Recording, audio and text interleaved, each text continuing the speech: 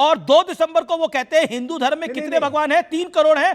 जो अविवाहित हैं उनके लिए हनुमान है, जो 2 बार शादी करते हैं उनके भगवान अलग हैं, जो शराब पीते हैं उनके लिए एक भगवान है, मुर्गा खाने वालों के लिए एक और भगवान है। सर इसमें अब आपको औचित्य समझना है। एक मुख्यमंत्री, आपका क्या विचार है इसके ऊपर सर? देखिए, मैंने वही कहा कि उनका पूरा वक्तव्य क्या है, किस कॉन्टेक्स्ट में कहा, वो देखना पड़ेगा। किसी भी कॉन्टेक्स्ट में कहा हो। दूसरी बात क्यों बोलेंगे भगवान के बारे में? अगर मैं झंडे वाला मंदिर की बात क्यों करता बोलेंगे हूं, वो? तो झंडे वाला मंदिर तो तोड़ा गया है, उसके बारे में क्यों बोलेंगे? क्यों नहीं पूछते?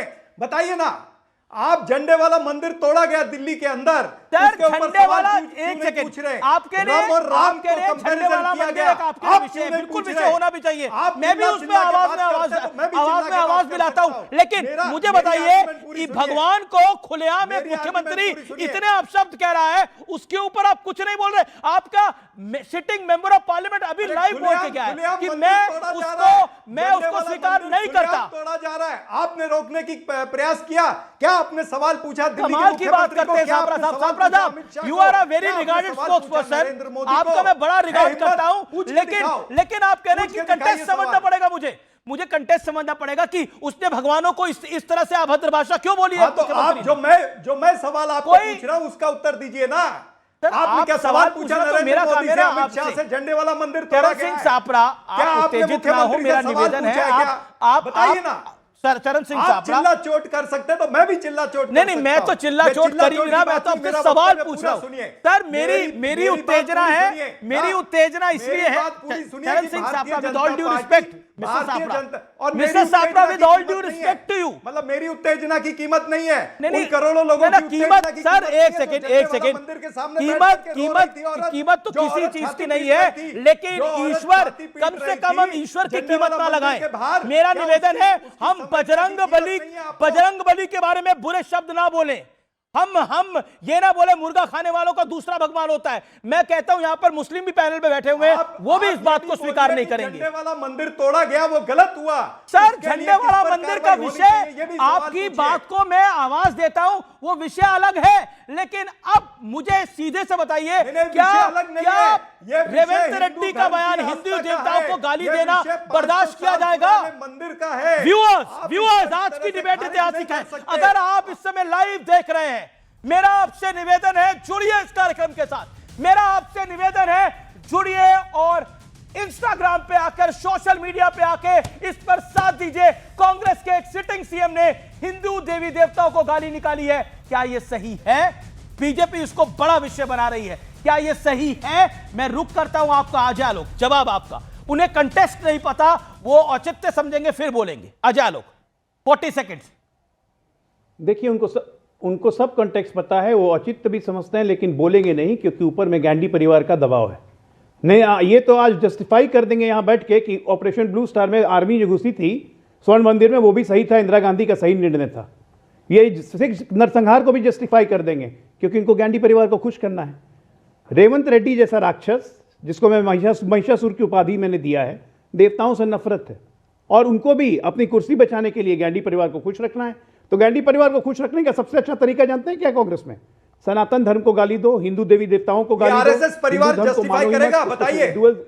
सेकंड ग्रेड ऑफ सिटीजन बना दो उनको, जो शुरू से आज तक नेहरू के जमाने से लेकर आज तक यही करते हैं। ये परंपरा चली आई है नेहरू के जमाने से लेकर आज तक, चाहे वो सोमनाथ मंदिर बनाने की बात हो, चाहे नई बाबरी मस्जिद बनाने की बात हो, जो आज राजनाथ सिंह जी ने कहा, सामग्री आ जाती है दिल्ली के अंदर। स्वर्ण मंदिर को तो जस्टिफाई कर दीजिएगा। छाती पर बैठ करके वो लोग वहां पर गाड़ी पर बम ब्लास्ट होता है। राजनीति की भी एक सीमा होती है, हमारे धर्म पे मत बोलिए, हमारे धर्म पे मत बोलिए, आपको वार्निंग दे रहा हूं। और किसी ऐसे व्यक्ति का समर्थन मत कीजिए।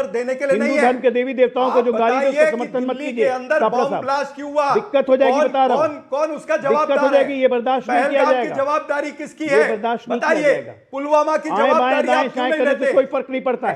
आपकी इतनी हिम्मत है कि आप हिंदू देवी देवताओं को गाली देंगे? नहीं चलने दूंगा। बताइए आपको इस देश का हिंदू की अकाउंटेबिलिटी बताइए। बताइए इस देश का हिंदू आपको दिल्ली बॉम्ब ब्लास्ट की अकाउंटेबिलिटी बताइए।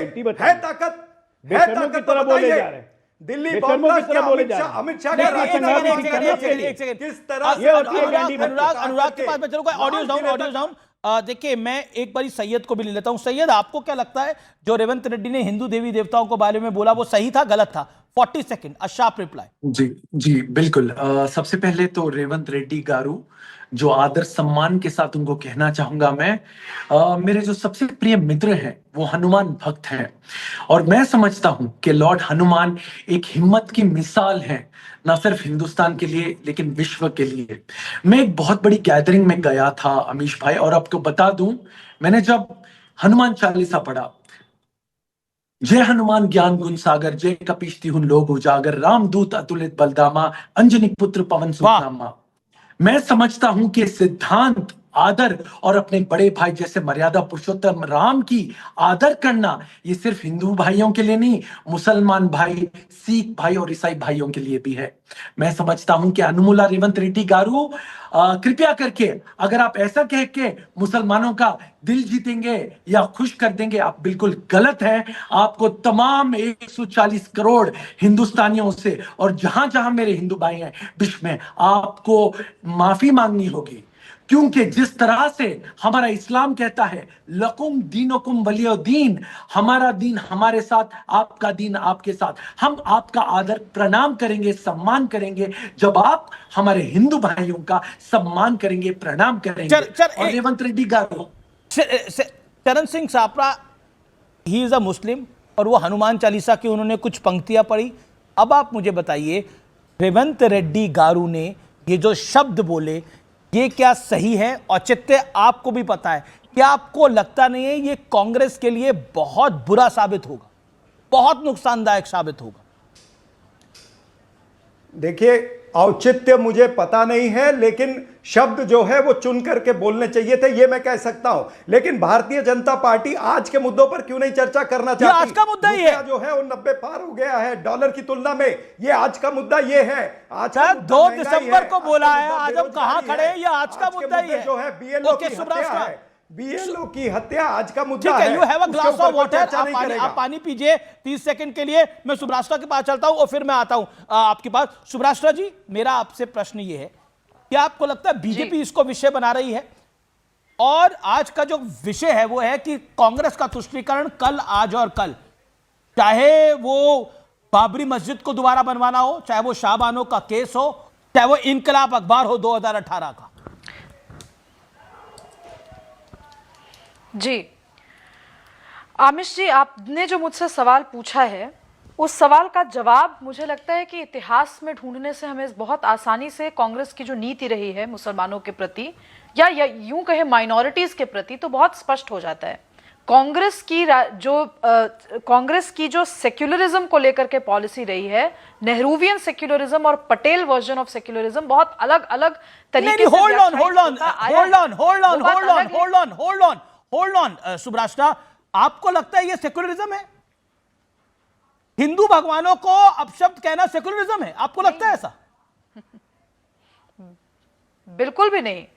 लेकिन जिस तरीके से मानक बना दिया गया है कांग्रेस पार्टी के भीतर, और कुछ नेता जो आकर के बयान देकर चले जाते हैं और उसके बाद आधिकारिक रूप से न स्पष्टीकरण आता है और न ही डांट लगाई जाती है, तो ये तो माना जाए ना कि आधिकारिक रूप से हिंदुओं को गाली देना ही सेक्युलरिज्म की परिभाषा हो गई है कांग्रेस के अंदर आज। वरना आप मुझे बताइए कि रेवंत रेड्डी जी का जो यह बयान आया वो कितना शर्मनाक बयान है। आपने देखा कि क्या प्रियंका गांधी वाड्रा ने या राहुल गांधी ने या सोनिया गांधी ने सामने आकर बात की हो? क्योंकि आप तो कांग्रेस में किसी से ही बात कर दीजिए, वो सीधे यही कहेंगे मैं उनके बयान से इत्तेफाक नहीं रखता। तो भाई कांग्रेस पार्टी का बयान है क्या? पटेल का एक विजन था, सरदार वल्लभ भाई पटेल का एक विजन था सेक्युलरिज्म को लेकर के, कि हम तुष्टीकरण कतई नहीं करेंगे, law and order, discipline, authority से अगर हमें एनफोर्स करनी पड़ी तो हम करेंगे, सुरक्षा हमारे लिए सर्वोपरि है, हम प्रतीकों के माध्यम से सेक्युलर नहीं होंगे। और यह नेहरूवियन ब्रांड ऑफ सेक्युलरिज्म से बिल्कुल अलग था। पर कालांतर में नेहरूवियन ब्रांड ऑफ सेक्युलरिज्म को भी इतना तोड़ मरोड़ कर प्रस्तुत किया गया कि आज इतनी हिम्मत हो जाती है कि एक पार्टी जो कि अपने आप को राष्ट्रीय पार्टी कहती है, वो सीधे सीधे सामने आती है और कह देती है कि कांग्रेस का मतलब मुसलमानों की पार्टी। और सिर्फ इतना ही नहीं कहती, इस पे आधिकारिक बयान राजनाथ सिंह जी को देना पड़ जाता है। इसलिए पड़ जाता है आमिश जी, क्योंकि ये बीजेपी के लिए फुल टॉस बॉल है। मुझे तो कभी कभी लगता है कि कांग्रेस के जो कुछ ऐसे नेता हैं जो शायद तिलमिला रहे हैं, बौखला रहे हैं बीजेपी में आने के लिए, वो जानबूझकर ऐसे बयान देते नहीं, हैं। आप कहना क्या चाह रही है? रेवंत रेड्डी तिलमिला रहे हैं बीजेपी में आने के लिए, रेवंत रेड्डी तिलमिला रहे हैं बीजेपी में आने के लिए, फुल टॉस बॉल दे रहे हैं बीजेपी को। ये तो मतलब कांग्रेस की गिनी चुनी सरकारें हैं, ये कांग्रेस के लिए झटका हो सकता है। अनुराग भदौरिया भी मुस्कुरा रहे हैं इस बात के ऊपर। एक सेकंड, अनुराग भी कुछ कमेंट करना चाहते हैं, लेकिन अनुराग यू चोज टू, आपने ये चुना, आपने ये चुना कि हिंदू भगवानों के प्रति जिस तरह के शब्द बोले गए उस पर आपने जवाब नहीं दिया, वो आपके लिए लास्ट प्रायोरिटी थी। यही बताता है कि आपकी सोच क्या है, आपकी सोच में सेक्युलरिज्म क्या है, ये बताता है ना। आपने अपने वक्तव्य में, आपको बस मौका था इस पर बोलने का, आपने नहीं बोला। सुन लीजिए, आपने इधर उधर की सारी बातें करी, इसमें बोला ही नहीं लास्ट तक। अरे सुन तो लो प्रभु, अरे प्रभु सुन लो, प्रभु एक ही है, मैं प्रभु कम नहीं से हूं, कम प्रभु उतनी एक ही दया है, जितनी उसका और सम्मान करो बस। अरे सुन लीजिए, अरे प्रभु सुनिए, हम